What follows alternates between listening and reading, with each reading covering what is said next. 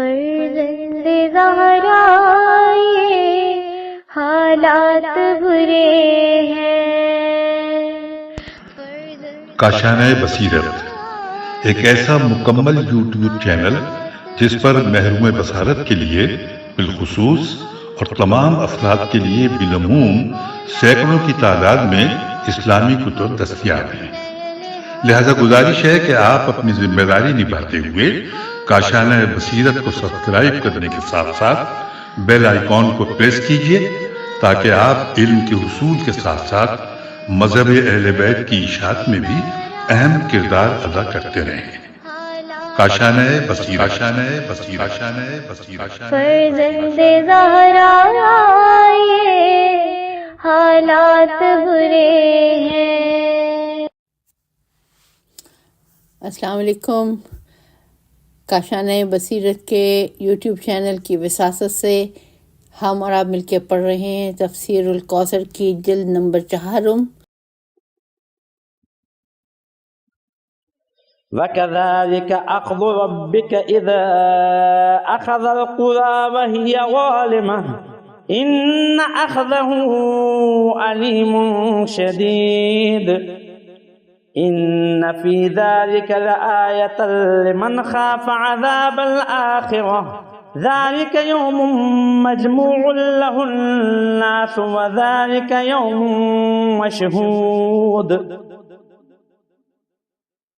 وَمَا نُؤَخِّرُهُ إِلَّا لِأَجَلٍ مَّعْدُودٍ۔ اور آپ کے رب کی پکڑ اسی طرح ہے جب وہ کسی ظالم بستی کو اپنی گرفت میں لیتا ہے تو اس کی گرفت یقیناً دردناک اور سخت ہوا کرتی ہے۔ عذاب آخرت سے ڈرنے والے کے لیے یقیناً اس میں نشانی ہے۔ وہ ایسا دن ہوگا جس میں سب لوگ جمع کیے جائیں گے اور ایسا دن ہوگا جس میں سب حاضر کیے جائیں گے، اور ہم اس دن کے لانے میں فقط ایک مقررہ وقت کی وجہ سے تاخیر کرتے ہیں۔ ان تمام آیات کی اب آتے ہیں ہم تفسیر پر۔ ہیڈنگ تفسیر آیات نمبر 1۔ وَكَذَلِكَ أَخْذُ رَبِّكَ، قوموں کے انحطاط اور زوال کی داستانوں میں عمیق مطالعہ کرنے والوں کے سامنے یہ حقیقت عیاں ہو جاتی ہے۔ یہ ہلاکتیں ایک اندھے اتفاق کے طور پر وقوع پذیر نہیں ہوتی، بلکہ کائنات پر حاکم ایک جامع قانون اور حکمت آمیز مکافات عمل کا نتیجہ ہیں۔ نمبر 2، ان فی ذالک لآیۃ، ان بستیوں کی ہلاکت میں اللہ تعالیٰ کے اس حکمت آمیز قانون مکافات کو سمجھنے کے لیے بہت سی باتیں ہیں۔ البتہ ان نکات کی طرف ایک مردہ ضمیر اور غافل دل متوجہ نہ ہوگا، بلکہ اپنی عاقبت کی فکر میں رہنے اور خوف محسوس کرنے والے ان نشانیوں سے درس سیکھیں گے۔ نمبر 3، ذالک یوم مجموع لہ الناس، اور یہ اس عظیم مکافات کا ایک چھوٹا سا نمونہ ہے جو اس روز سامنے آئے گا جس میں تمام انس اور جن اور ملائکہ سب جمع ہوں گے، چونکہ اعمال کے حساب کا دوسروں کے ساتھ ربط ہوگا۔ کوئی ظالم کوئی مظلوم ہے اور کسی کا حق کسی کی گردن پر ہے، وغیرہ وغیرہ۔ نمبر 4، وَذَلِكَ يَوْمٌ مَشْهُودٌ، شہود حاضر ہونے کے معنوں میں ہو سکتا ہے، گواہی دیے جانے کو معنوں میں نہیں۔ چنانچہ اس دن میدان حشر میں جن و انس ملائکہ سب جمع ہوں گے اور ساتھ لوگوں کے تمام اعمال بھی سامنے لائے جائیں گے۔ نمبر 5، وَمَا نُؤَخِّرُهُ، اس یوم قیامت کو ایک قابل شمار وقت کے لیے مؤخر کیا ہے۔ لأجل میں لام بیان غرض کے لیے ہے۔ اس سے معلوم ہوتا ہے کہ اس دن میں قیامت کے اغراض و مقاصد مضمر ہیں۔ یوم تبلی السرائر، اس روز تمام راز فاش ہو جائیں گے۔ اس کا حوالہ ہے سورہ طارق آیت نمبر 9۔ اہم نکات: نمبر 1 کردار سازی میں تصور آخرت کا کردار بنیادی ہے۔ لمن خاف عذاب الآخرہ۔ نمبر 2، روز قیامت تمام حقائق کھل کر سامنے آئیں گے۔ وذالک یوم مشہود۔ یوم یأتی لا تکلم نفس الا بإذنہ فمنهم شقی وسعید فأما الذین شقوا ففی النار لهم فیہا زفیر وشہیق خالدین فیہا ما دامت السماوات والارض الا ما شاء ربک ان ربک فعال لما یرید۔ جب وہ دن آئے گا تو اللہ کی اجازت کے بغیر کوئی بات نہ کر سکے گا۔ پھر ان میں سے کچھ لوگ بدبخت اور کچھ نیک بخت ہوں گے۔ بس جو بدبخت ہوں گے وہ جہنم میں جائیں گے، جس میں انہیں چلانا اور دھاڑنا ہوگا۔ وہ ہمیشہ اسی میں رہیں گے جب تک آسمانوں اور زمین کا وجود ہے، مگر یہ کہ آپ کا رب نجات دینا چاہے۔ بے شک آپ کا رب جو ارادہ کرتا ہے اسے خوب بجا لاتا ہے۔ تشریح کلمات، یہ ہیڈنگ ہے، اور اس میں جو پہلا کلمہ تحریر ہے وہ ہے زفیرن، بریکٹ میں ہے زے، فے اور رے، اور بریکٹ بند ہو جاتا ہے، کلوز ہو جاتا ہے۔ اس کے اصل معنی سانس کی اس قدر تیز آمد و رفت کے ہیں جس سے سینہ پھول جائے۔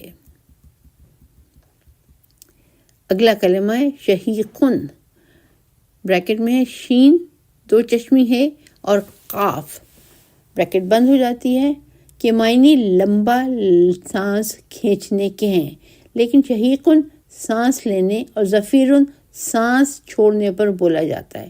اصل میں یہ لفظ شاہق سے ماخوذ ہے، جس کے معنی انتہائی بلند پہاڑ کے ہیں۔ استعمال یہ دونوں الفاظ مصیبت زدہ لوگوں کی چیخ و پکار کے لیے زیادہ رائج ہیں۔ بقول زجاج، زفیرن بری طرح چلانے کی ابتدائی حالت کو کہتے ہیں، جیسے گدھے کی ابتدائی آواز ہوتی ہے، اور شہیقن اس سے زیادہ بلند آواز کو کہتے ہیں، جیسے گدھے کی انتہائی بلند آواز۔ تفسیر آیات۔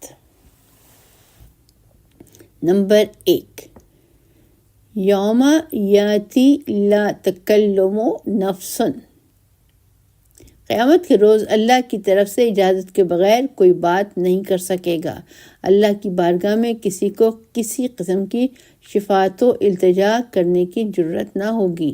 اللہ سے ہم کلام ہونا ممکن ہی نہ ہوگا مگر کہ اللہ کی طرف سے اجازت ہو، جیسا کہ دوسری جگہ فرمایا۔ یہاں پہ آیات کے حوالے ہیں۔ پہلی جو آیت ہے وہ ہے یوم یقوم الروح والملائکۃ صفا لا یتکلمون الا من اذن لہ الرحمن وقال صوابا۔ یہ ہے پہلی آیت، اور اس کا حوالہ ہے سورہ نبا کی آیت نمبر 38۔ اور دوسری جو آیت یہاں پہ دی گئی ہے حوالے کے طور پر وہ ہے یومئذ لا تنفع الشفاعۃ الا من اذن لہ الرحمن، اور اس کا حوالہ ہے سورہ طٰہٰ کی آیت نمبر 109۔ اب جو پہلی آیت ہم نے پڑھی تھی اس کا ترجمہ، اس روز روح اور فرشتے صف باندھے کھڑے ہوں گے اور کوئی بات نہیں کر سکے گا سوائے اس کے جسے رحمان اجازت دے اور جو درست بات کرے۔ دوسری آیت جو ہم نے پڑھی تھی اس کا ترجمہ، اس دن شفاعت کسی کو فائدہ نہیں دے گی سوائے اس کے جسے رحمان اجازت دے۔ یہ لوگوں کی رد میں فرمایا جو غیر مجاز اور غیر معزون لوگوں کی شفاعت کی امید میں رہتے ہیں۔ فَأَمَّا الَّذِينَ شَقُوا، بدبخت لوگ جب تک آسمان اور زمین ہے جہنم میں رہیں گے، یہ ان کی جہنم میں زندگی کی ابدیت کو ظاہر کرنے کے لیے فرمایا۔ نمبر 3 ما دامت السماوات والارض، یعنی جہنم کی زمین و آسمان، ورنہ دنیاوی زمین و آسمان تو نابود ہو چکے ہوں گے۔ نمبر 4 الا ما شاء ربک، سوائے ان لوگوں کے جن کے بارے میں آپ صلی اللہ علیہ وآلہ وسلم کے رب کی مشیت یہ ہو کہ وہ آتش میں ہمیشہ نہیں رہیں گے۔ احادیث کے مطابق وہ گناہگار مومنین ہیں جو اپنی گناہوں کی کثرت کی وجہ سے جہنم میں داخل ہو جائیں گے، مگر بالآخر شفاعت کے ذریعے جہنم سے نکال کر جنت میں داخل کیے جائیں گے۔ نمبر 5 ان ربک فعال لما یرید، اللہ تعالیٰ جب عدل و انصاف کے مطابق ارادہ فرماتا ہے تو اس کے لیے اس پر عمل کرنے میں کوئی رکاوٹ قابل تصور نہیں ہے، اس لیے لفظ فعال کے ساتھ تعبیر فرمایا ہے کہ اللہ اپنے تمام ارادوں پر خوب عمل کرنے والا ہے۔ اہم نکات: نمبر 1 جہنم کے بھی زمین و آسمان ہوں گے، ما دامت السماوات والارض۔ نمبر 2 اہل جہنم گدھوں کی آواز کی طرح چلائیں گے، لہم فیہا زفیر و شہیق۔ وَأَمَّا الَّذِينَ سُعِدُوا فَفِي الْجَنَّةِ خَالِدِينَ فِيهَا مَا دَامَتِ السَّمَاوَاتُ وَالْأَرْضُ إِلَّا مَا شَاءَ رَبُّكَ عَطَاءً غَيْرَ مَجْذُوذٍ۔ اور جو نیک بخت ہوں گے وہ جنت میں ہوں گے جس میں وہ ہمیشہ رہیں گے جب تک آسمان اور زمین کا وجود ہے، مگر جو آپ کا رب چاہے وہاں منقطع نہ ہونے والی بخشش ہوگی۔ تشریح کلمات: مجزوزن، اس میں پرنتھیسس میں لکھا ہوا ہے جیم زال زال، پرنتھیسس بند ہو جاتی ہے اور آگے لکھا ہوا ہے الجز کے معنی کسی چیز کو توڑنے اور ریزہ ریزہ کرنے کے ہیں، فجعلہم جزازا، ان کو ریزہ ریزہ کر دیا۔ تشریح آیات: نمبر 1 وَأَمَّا الَّذِينَ سُعِدُوا، جو نیک بخت لوگ جنت میں داخل ہوں گے وہ اللہ کے وعدے کے مطابق ہے، اور یہ ناممکن ہے کہ اللہ اپنے وعدے کی خلاف ورزی کرے، لہٰذا یہ ناممکن ہے کوئی نیک بخت جنت نہ جائے، اور ساتھ یہ بھی وعدہ ہے وہ ہمیشہ جنت میں رہیں گے، لہٰذا یہ بھی ناممکن ہے کہ اللہ کسی کو جنت سے نکال دے، اس لیے فرمایا اللہ کی بخشش غیر مقطوعہ اور دائمی ہے۔ نمبر 2 الا ما شاء ربک، صرف اپنی قدرت کاملہ اور تصرف کو بتانے کے لیے ہے کہ امر کسی مجبوری کی وجہ سے نہیں، اللہ ہر وقت ہر عمل پر قادر ہے۔ اہم نکات، اور اہم نکات میں جو نقطہ یہاں پہ تحریر ہے وہ کچھ اس طرح سے ہے: جنت کی نعمتیں ابدی دائمی ہیں، عطاء غیر مجزوز۔ فلا تك في مرية مما يعبد هؤلاء ما يعبدون إلا كما يعبد آباؤهم من قبل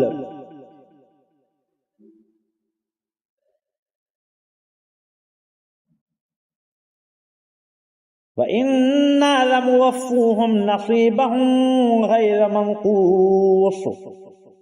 اے نبی، جس کی یہ لوگ پوجا کر رہے ہیں اس سے آپ کو شبہ نہ ہو، یہ لوگ اسی طرح پوجا کر رہے ہیں جس طرح پہلے ان کے باپ دادا پوجا کرتے تھے، اور ہم انہیں ان کا حصہ پرنتھیسس میں عذاب لکھا ہے بغیر کسی نقص و کسر کے پورا کرنے والے ہیں۔ تفسیر آیات: نمبر 1 فلا تکو فی مریتن، تاریخ اقوام و ملل اور ان کے انحطاط و ہلاکت کی عبرت انگیز داستانیں بیان فرمانے کے بعد فرمایا: اے رسول صلی اللہ علیہ وآلہ وسلم، یہ لوگ بھی انہی خطوط پر چل رہے ہیں، انحطاط و ہلاکت کے عوامل ان میں موجود ہیں، لہٰذا یہ لوگ بھی ہماری سنت جاریہ کے مطابق مکافات عمل کی گرفت میں پوری طرح آ جائیں گے۔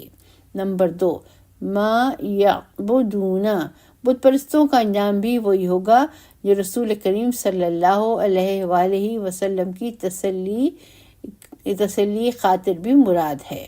ساتھ یہ بات بھی بیان کرنا مقصود ہے کہ جن بتوں کی یہ لوگ پوجا کر رہے ہیں وہ اس قابل ہی نہیں ہیں کہ ان کے بارے میں شک کیا جائے، بلکہ ہر صاحب عقل انسان کو پہلی نظر میں ہی انہیں مسترد کر دینا چاہیے۔ نمبر 3، وَإِنَّا لَمُوَفُّهُمْ نَصِيبَهُمْ، ان بت پرستوں کے لیے جس عذاب کا فیصلہ ہو چکا ہے اس میں کسی قسم کی تخفیف نہ ہوگی۔ خالدین فیہا لا یخفف عنہم العذاب، یہ اس کا حوالہ ہے سورہ بقرہ کی آیت نمبر 162۔ وہ جہنم میں ہمیشہ رہیں گے، ان کے عذاب میں تخفیف نہ ہوگی۔ اہم نکات۔ نمبر 1، وغیر اللہ سے لو لگانا سقوط و انحطاط کے عوامل میں سے ہے۔ نمبر 2، بت پرستی قابل ذکر مذہب نہیں ہے۔ فلا تکو فی مریۃ،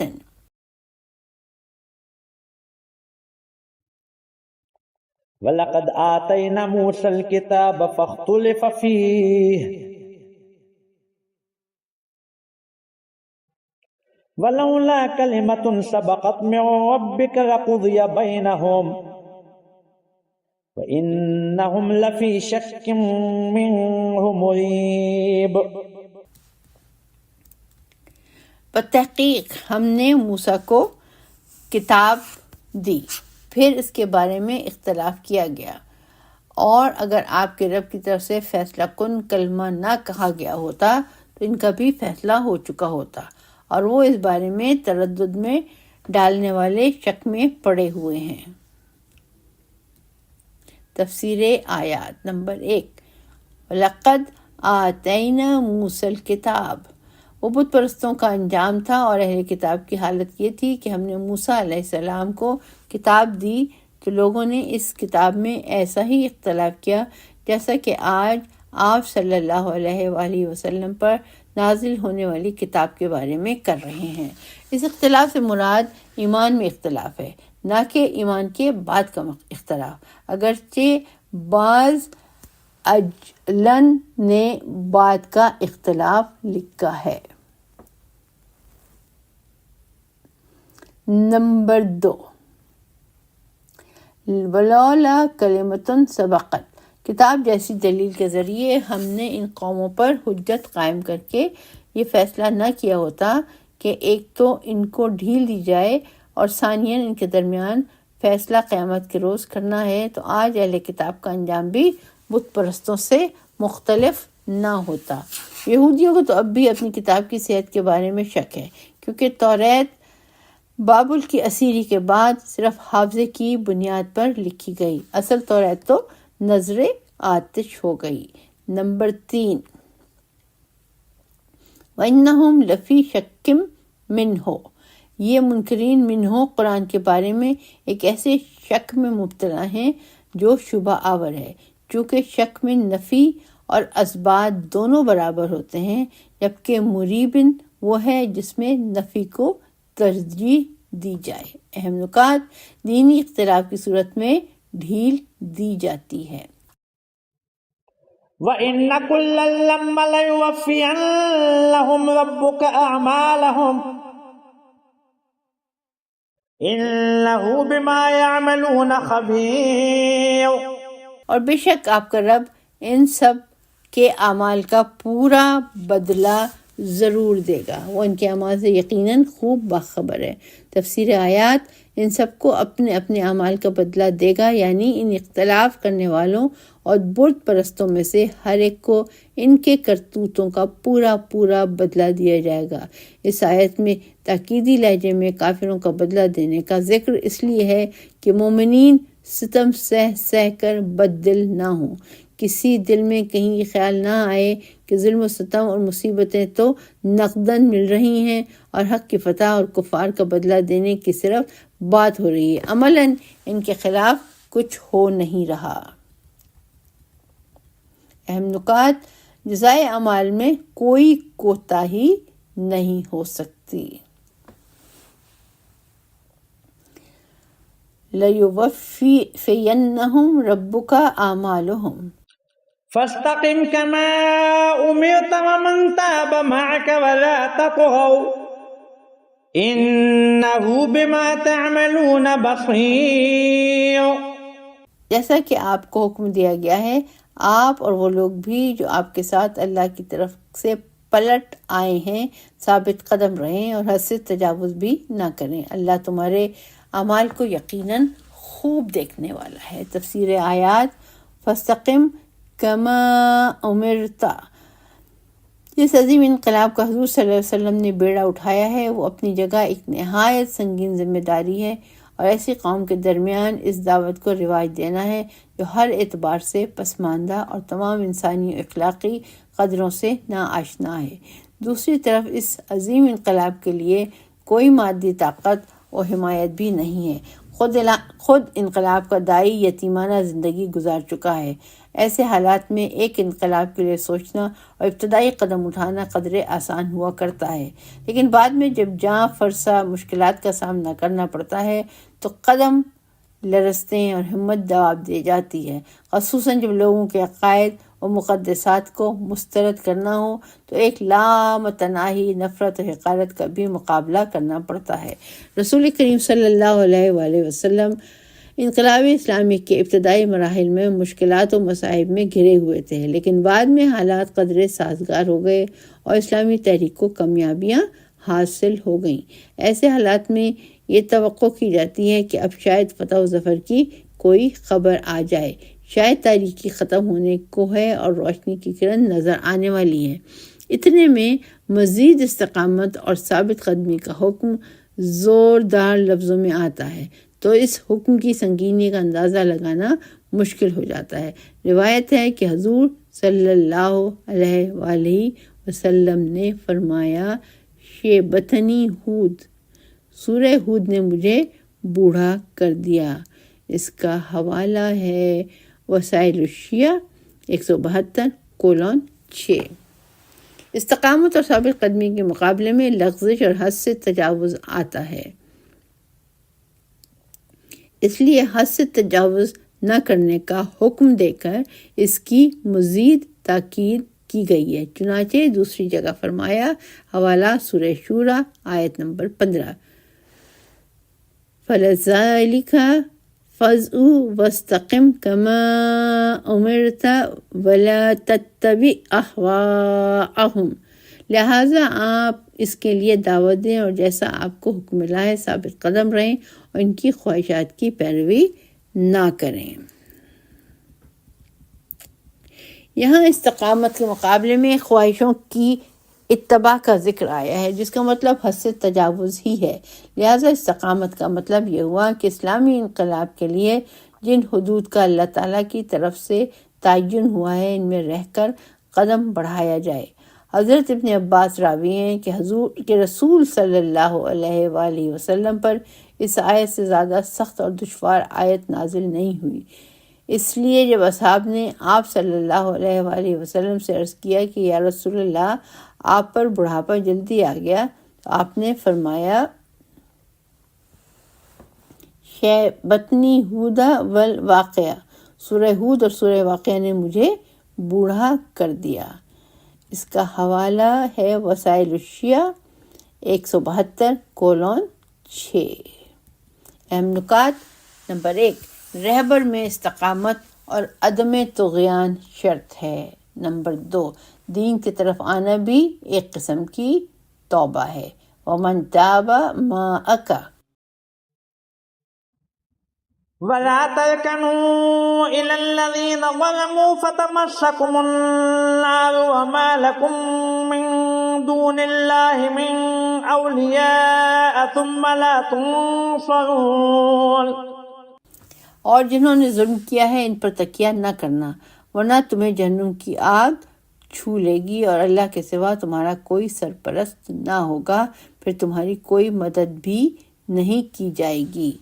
تشریح کلمات، جو کلمہ یہاں تحریر ہے وہ ہے ترکنو، اور پرنتھیسس میں لکھا ہوا ہے رے کاف نون، پرنتھیسس بند ہو جاتے ہیں، اس کے آگے تحریر ہے۔ رکن کے معنی ہیں کسی کی طرف مائل ہو جانا، جس سہارے پر کوئی قائم ہو اس سہارے کو رکن کہتے ہیں، اسے سے سختون کو رکن کہتے ہیں۔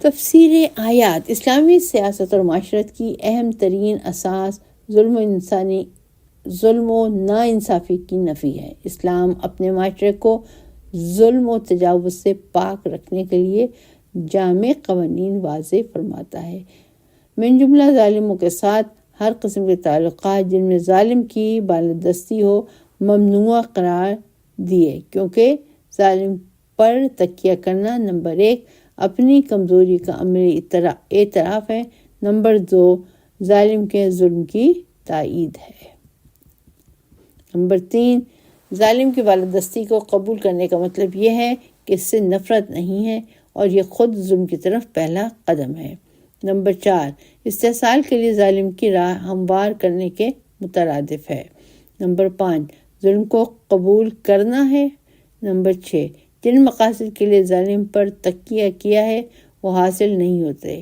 اسلام کا خارجی سیاسی موقف ہے کہ ظالم طاقتوں کے ساتھ معاملہ ہو سکتا ہے لیکن اس پر تکیہ کرنا جائز نہیں ہے، نمبر 7 اس کو مداخلت کا حق دینے کے مترادف ہے، نمبر 8 ظالم کی مداخلت اسلامی ریاست کی خود مختاری اور استقلال کے منافی ہے۔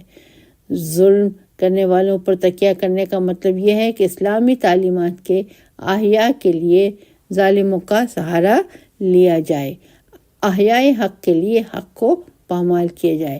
تفسیر قمی میں آیا ہے لا ترکنو کا مطلب ہے محبت، نصیحت اور فرمانبرداری میں تکیہ کرنا۔ یہاں پہ عربی میں وہ لکھی ہوئی ہے، تفسیر قمی کی جو ذکر ہے وہ عربی میں ہے لیکن اس کے اوپر زیر زبر نہیں ہے، لیکن اس کا حوالہ میں ضرور آپ کے سامنے پڑھوں گی۔ حوالہ ہے تفسیر القمی 337:1۔ اہم نکات، ظالم پر تکیہ کرنے والا بے سہارا رہتا ہے، ثم لا تنصرون، نمبر 2 اللہ کے علاوہ کوئی سہارا دینے والا نہیں ہے، وما لکم من دون اللہ من اولیاء۔ اب یہاں پہ ہم اختتام کرتے ہیں۔ پروردگار عالم رحمان و رحیم ہمارے اوپر اپنا رحم و کرم کرنا، ہمارے گناہوں کو معاف کرنا، ہماری غلطیوں کو معاف فرمانا۔ پالنے والے ہم انشاءاللہ اپنی طرف سے کوشش کر رہے ہیں، تو اسے اپنی بارگاہ میں قبول کرنا۔ اللہ حافظ۔